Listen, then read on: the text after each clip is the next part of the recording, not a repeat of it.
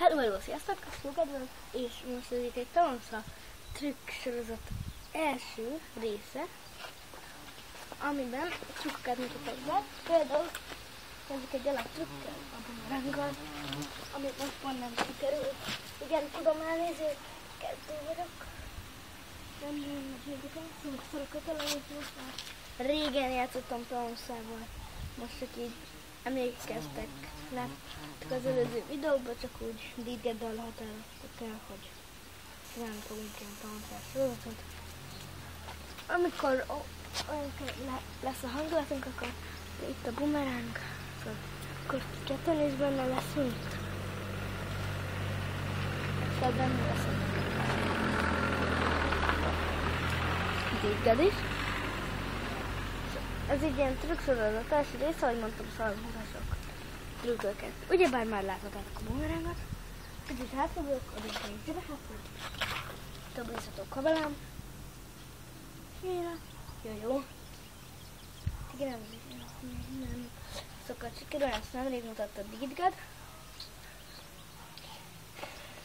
Még a bumerangot azt hiszem jobban van a Dítged. Jó. Megpróbálom még egyszer, és hogyha nem is kell, akkor csak elmondom, hogy kell. Ugye eldönt, neked is akkor te is szeretsz olvashatni. Mert egy kutya vagy, a kutyák meg szeretnek. Ugye?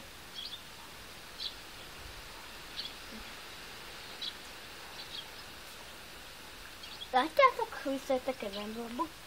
Beonszal, amit szóltatok, hogy lehet feltetni. Ugyebben megfogjátok a kötelet, láthatjátok szerintem. Fogjátok, így ezzel a két mozdulattal tesztek rá egy ilyen hurkot. Ha az első nem megy, akkor nézzétek meg többször is, és menni fog. Nekem sem ment elsőnek. Dítged többször is elmondta, hogy kell. Nem volt túl jó.